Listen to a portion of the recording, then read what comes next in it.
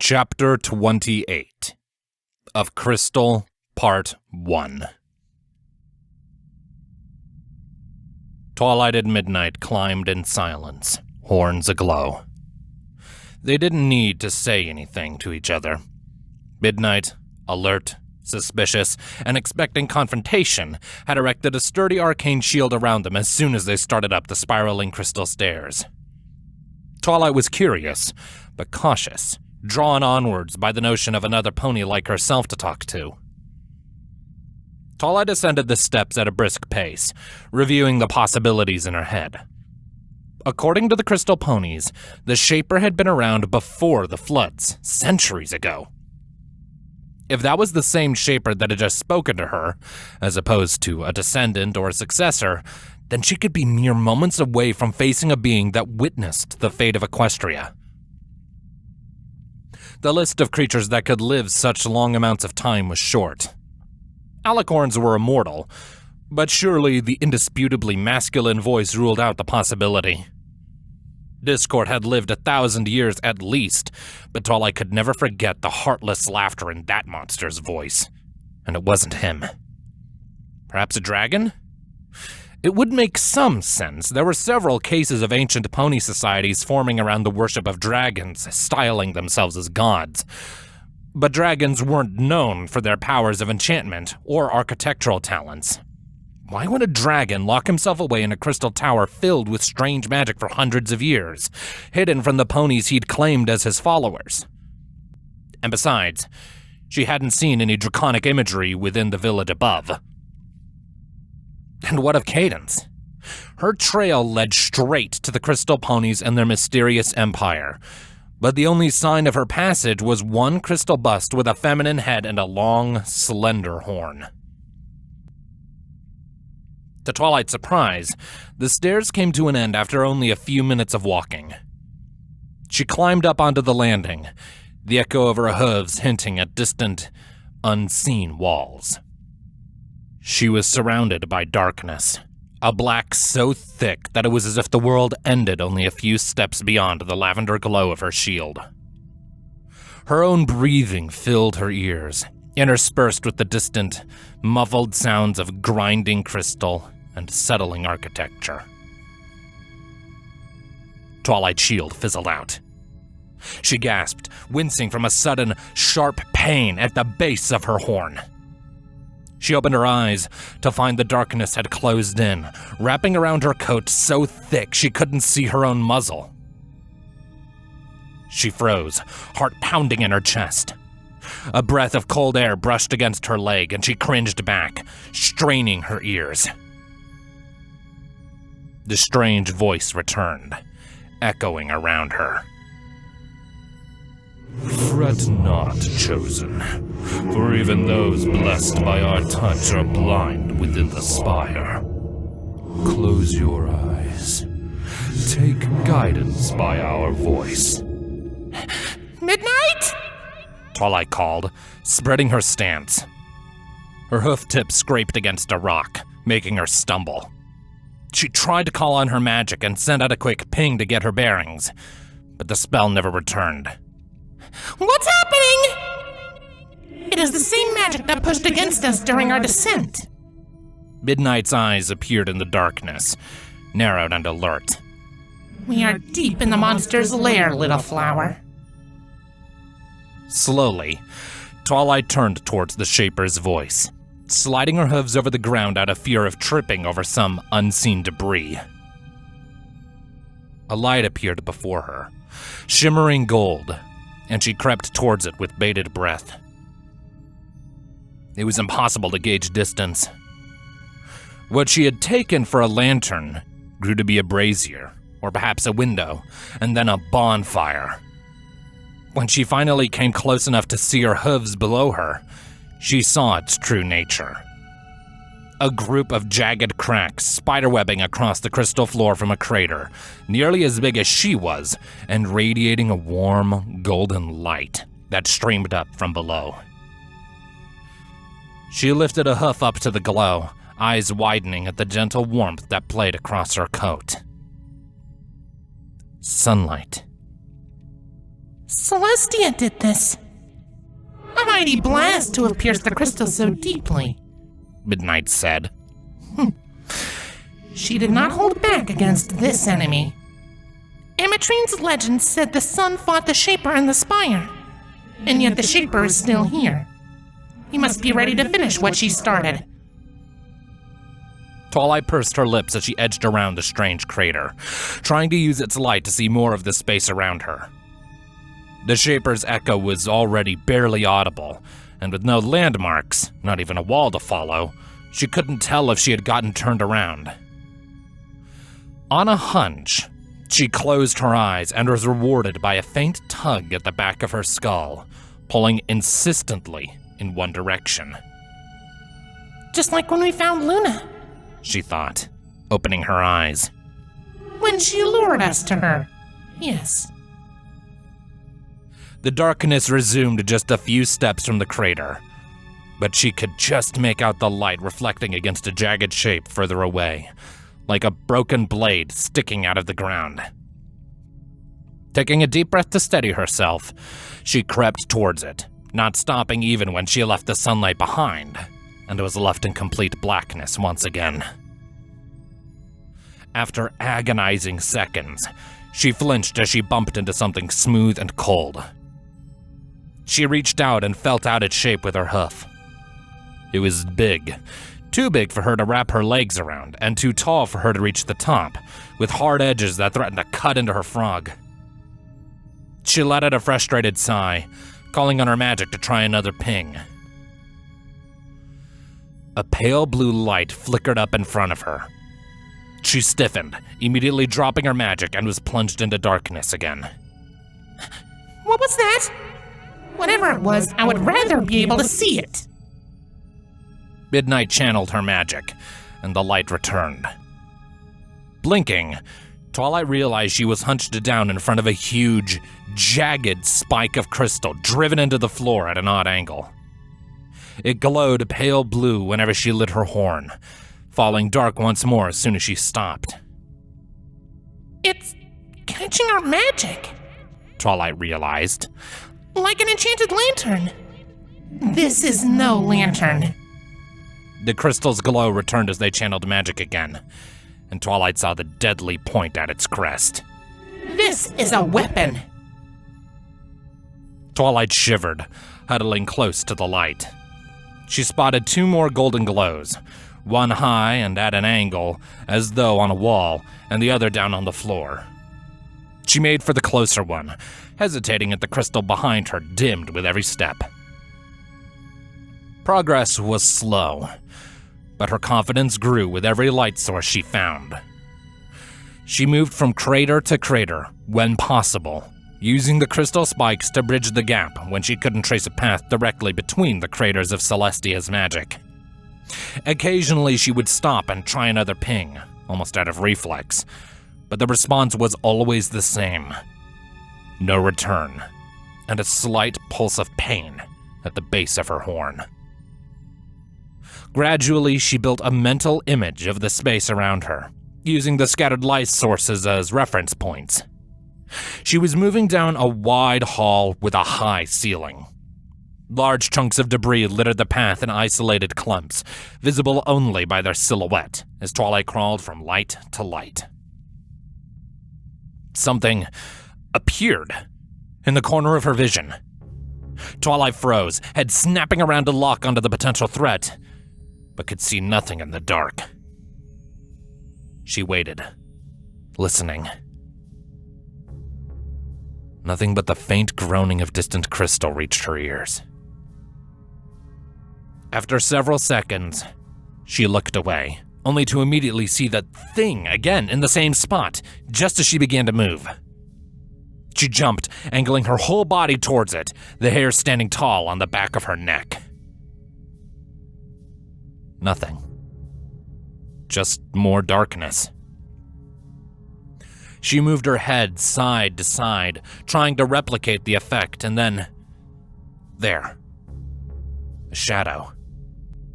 She closed and opened her eyes, trying to discern its shape, but it melted out of sight every time she looked straight at it. She took a step closer, turning her head to catch it in her peripheral vision again.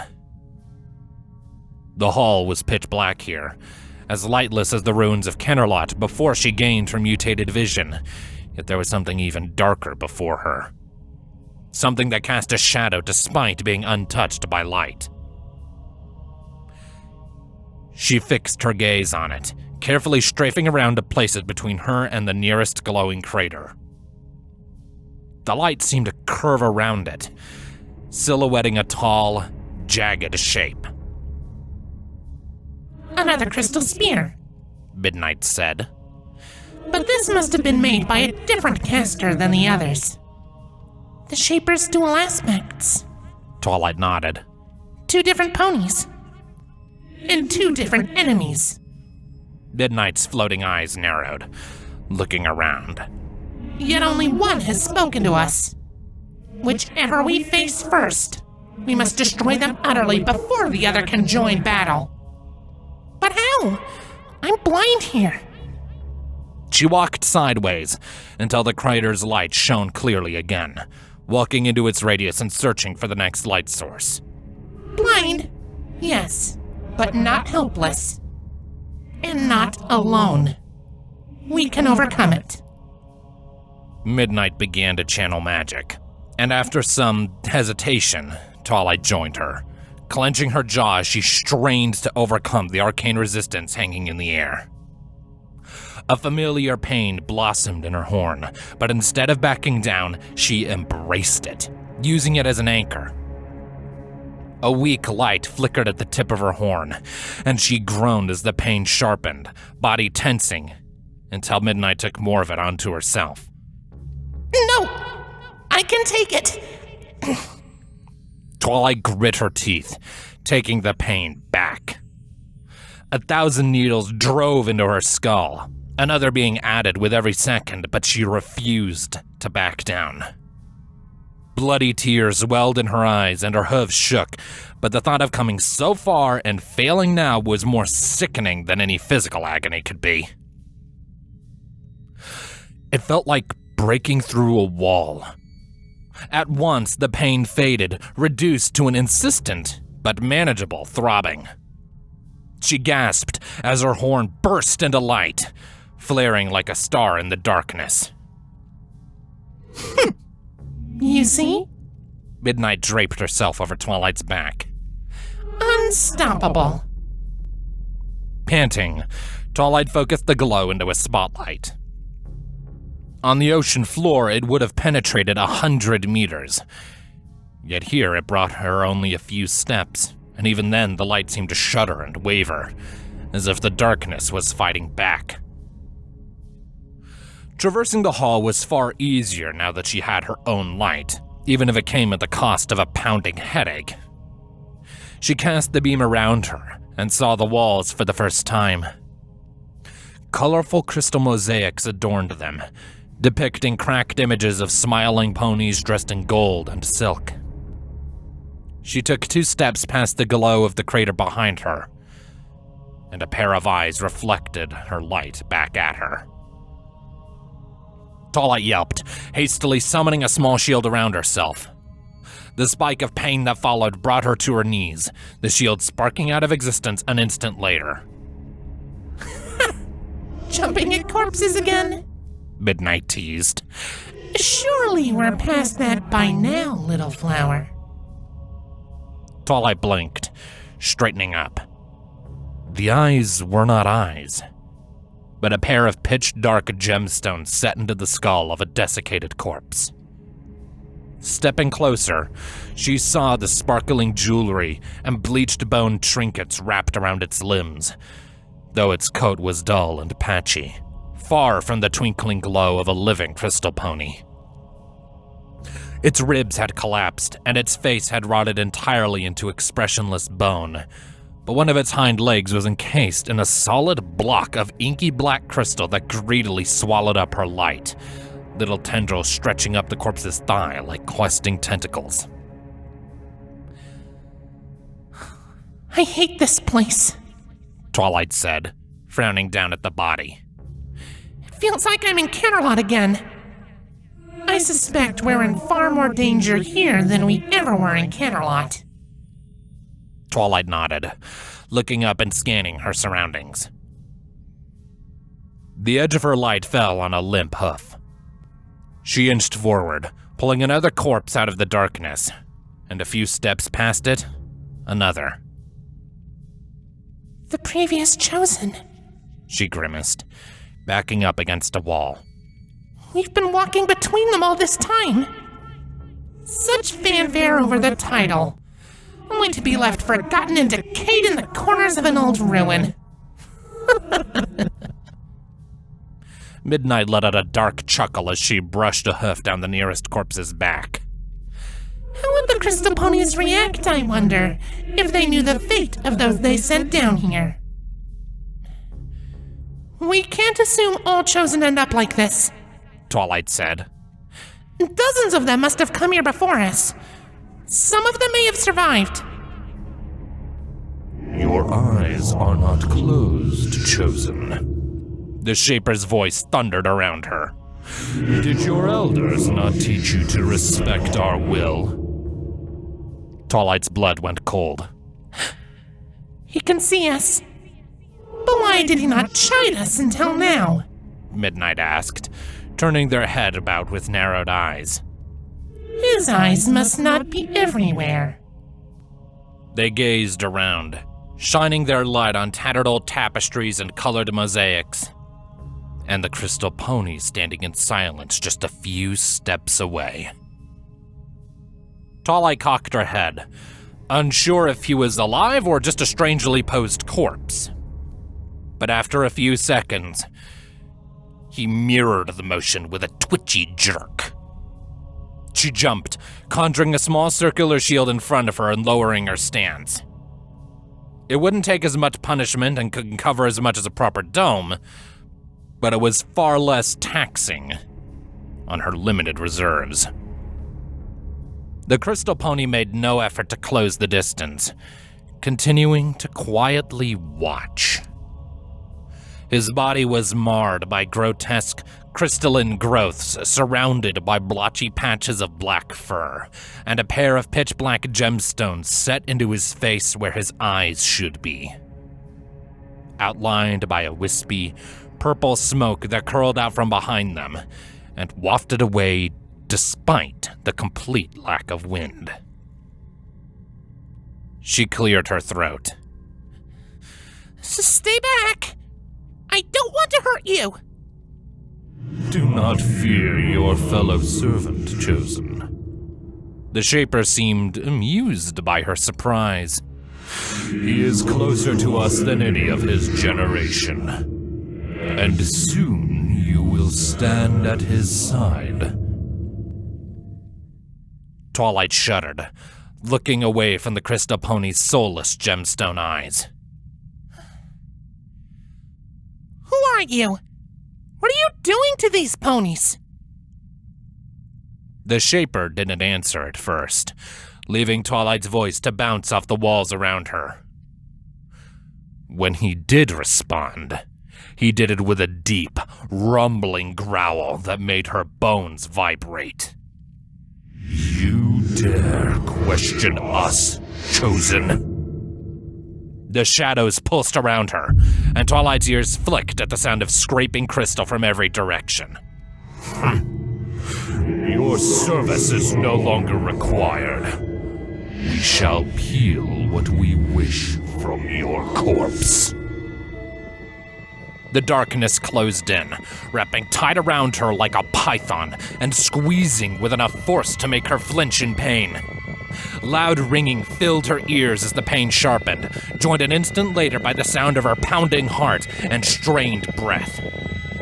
For a brief moment, she felt like she were drowning, her limbs held taut with fleshy cords and ice-cold ichor creeping over her muzzle, rushing into her lungs to drag her down into a terrifying, final slumber. Calm, Twilight. Midnight leaned against her side, replacing the chill with the tingling warmth of her presence. I have you.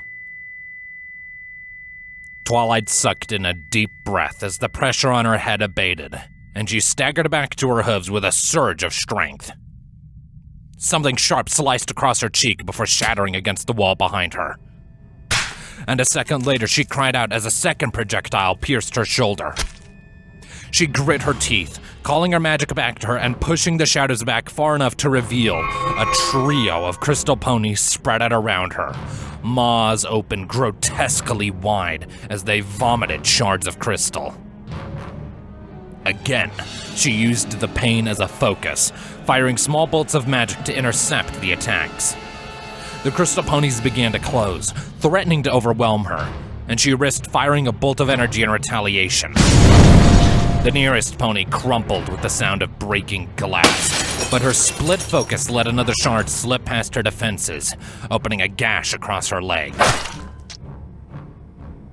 Her tail brushed up against the wall behind her as yet another crystal pony joined the assault.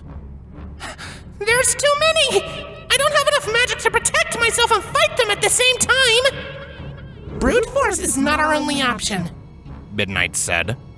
Our will alone is as dangerous as any spell. Right. Twilight nodded. If they're corrupted like sea ponies, then we should be able to control them too. Midnight stepped in front of her, deflecting a shard of crystal with a sweep of her horn. She cast an imperious gaze over their attackers, and something dark and twisted reared up in Twilight's gut as her lips parted. Be gone, creatures, and be still! The crystal ponies cocked their heads, their attacks coming to a stop. After a moment of silence, they wrenched their mouths shut with the sound of scraping bone, but instead of leaving, they stood in place, staring blankly at Midnight. Ha! Pitiful god! She crowed, spreading her stance. Even your own thralls recognize our supremacy. Twilight froze. Midnight? What? We've defeated him. That doesn't mean we want to start another fight. It doesn't? The arcane presence slackened, but only for a moment. The crystal ponies leaned in as one, like puppets being controlled by a single string. The Shaper's voice rumbled around her with startling quiet, tinged with curiosity. You are not chosen. A pause. Why are you here, little pony? Twilight's ears swiveled as she edged past the watching thralls, following the source of his voice. She spoke hesitantly, glancing back as the crystal ponies began to follow her. I'm looking for something. The Shaper's voice vibrated through the crystal with enough force to make her hooves tingle. And yet you dominate our chosen and violate our will within our domain. These are not the actions of a mere seeker. Your will not keep us from defending ourselves, petty god, Midnight said with unabashed disdain. We will walk where we please. You speak with two voices, the Shaper said, ignoring Midnight's insulting tone. It has been a long time since we met a pair such as you. Twilight's pulse quickened. She slowed her pace as the voice led her to an open door, and past it a wide spiral staircase. Crystal blades, both pale blue and murky black, embedded in the walls and obstructed the path, forcing her to carefully squeeze past lest she gut herself on their edges. How long? Uncounted centuries. He sounded wistful, almost regretful. The years have drifted since she left us. She? Twilight thought. Perhaps he refers to Cadence. Midnight offered, looking down from a perch atop one of the deadly blades. We are following her trail, are we not? But it sounds like he misses her. Twilight grunted as she bent down to crawl under a pale blue crystal blade, wincing as the shards that poked at her belly. Cadence would never work with a monster like this. Wasn't Cadence adept at crystal magic? Twilight paused. A moment later, she shook her head, standing and dusting herself off. I know what you're implying, but that wouldn't make sense. Even if the Shaper was strong enough to defeat Celestia, there's no way he could beat her and Cadence working together. No. Midnight admitted. Perhaps not.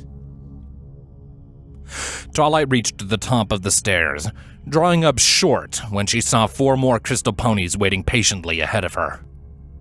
She gave them a wide berth, following the hall before her and ignoring the scraping sounds of their deformed hooves in her wake. She passed huge crystalline formations that shimmered pearly blue or radiated impenetrable darkness, levitated pieces of rubble to use as bridges across deep fissures that heated her coat with their golden glow, and finally came to a stop before a vast doorway. It yawned before her, both massive panels lying in shattered heaps upon the floor. Beyond the door were yet more waiting thralls and marks of battle, scattered about with the wild abandon of a fool's discarded toys. The walls peeled away as she walked forwards, ears perked and listening for Shaper's next words. When none came, she spoke. Where are you? Right here, little pony. The shadows twisted in on themselves, darkening into a tall, bladed spires that glowed a faint red and illuminated the walls of the wide, round chamber she had entered. Crystal mosaics on the wings depicted images of the spire seen from the outside, normally gleaming walls taking on the appearance of burnt flesh in the strange lighting. A sleek heart made of hard edges, one of the smoldering blades placed like a skewer in front of it. A dark-coated unicorn, adorned with a silver crown and billowing red cape, the crystals of his eyes catching the dim light like smoldering embers. A stylized snowflake on a royal purple background that appeared ashen gray in the dark. Chunks of the structure had been torn from the roof, floor, and the walls, joined by the regal faces of broken statues, and a once great throne at the back of the room was reduced to scattered rubble, spilling over the dais beneath it. Dead bodies littered the floor, crystal ponies with limbs turned from flesh and eyes smoldering with dark magics lying still next to equally still thralls that followed her every motion with robotic stiffness. There were 100, at least, each one lovingly adorned with the last gifts of their families and lovers, each utterly immobile. Some of the bodies were little more than skeletons. Some of the thralls were all but completely encased in crystal. And in the center of it all, in a space conspicuously clear of the detritus that clogged the rest of the chamber, was a tall, masculine silhouette, hunched over as if in fear. As Twilight stepped closer, the shimmering figure revealed itself not to be another crystal pony, but a unicorn completely encased in unyielding black crystal.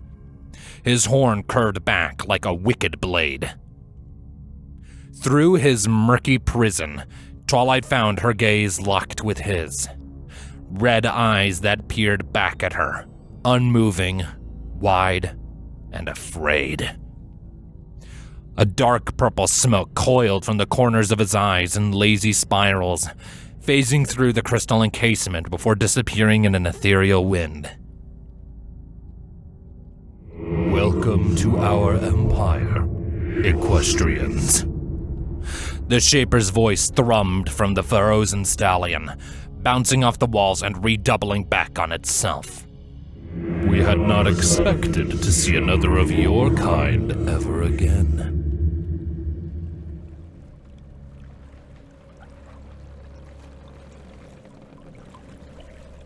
Leviathan wakes had fallen silent once more. It was still the dead of night, and Philomena seemed to have drifted deeper underwater, too deep for her song to reach the surface. The waves washed against the sides of the ship as Jester and her crew assembled on the deck. Rarity had watched it all with growing unease. The Wakers were rough ponies, hardened by the skybound lives they'd lived before settling on the floating city, and hardened again with their lawless existence on the surface of an ocean that, as far as the rest of Equestria was concerned, was eminently lethal. They fastened studded shoes to their hooves, blades to their wings, and sharp caps to their horns. They deployed miniature ballista and tied rope to the butts of barbed harpoons, coiled weighted nets on their backs, and one mare sat in a corner loading guns with wide, flared barrels, mounting the weapons to her crewmates' flanks and leaving them standing with trigger strings held in their lips. All of this, ponies preparing to commit violence on others, caused by her presence. Prepared with her blessing. You gonna throw up, Countess? Jester asked, stepping away from a crowd of whispering ponies and sitting beside her. You've been sitting there looking green since we talked. Rarity took a deep breath. I strongly disapprove of violence. Jester chuckled, slapping her on the back. Don't worry, it'll be over quick. Chances are those Mertens will piss themselves and surrender the instant they realize what's happening. We'll be quick, and there won't be any needless bloodshed. Rarity pursed her lips. And if they don't? Jester let out a thoughtful hum. Don't blame yourself for the deaths of fools, eh? If a pony's too dumb to surrender with a blade to the throat, that's on them. She stood with a bemused shake of her head. Be quick when the ship comes down.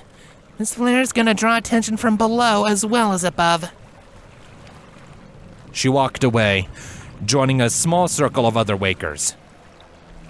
Rarity sighed, closing her eyes. She had already made her decision. There was no point in agonizing over it any further. The clatter of wheels and a bear's chuff drew Rarity's attention. She put on a thin smile when she saw her friends approaching. This is the right thing, Rarity, Pinky said with a meaningful nod. This is how we save them all. And who will save the ponies on that merchant ship? Rarity countered dryly. We will, Fluttershy said, and Brownie bobbed his head in agreement beside her. She offered a small, comforting smile. Just be yourself. The rest will come naturally. How strange that I should be the one fussing over my decisions while Fluttershy tries to calm me. She couldn't help but inwardly snicker at the reversal. She was almost certain she had given the Pegasus that exact advice multiple times in the past. Back when all they had had to worry about were sick woodland creatures or unruly customers. Rarity had only a moment to reflect on it, however. In the corner of her eye, she spotted the Wakers clearing the center of the deck as Jester brandished the flare launcher in a huff, her eyes fixed on the shadow of the airship lingering above. In one smooth motion, she brought the launcher down, smacking its base against the deck with a solid thunk. Rarity flinched away from the sudden burst of light, painfully bright after so long in the dark. When she looked back, the flare was already soaring into the sky, sputtering loudly, a harsh red star that flickered and flared as it climbed ever higher on a trail of pale white sparks. The ship above reacted immediately, its propellers shifting and angling the hull in their direction. A second later, Philomena's cry echoed up from beneath them.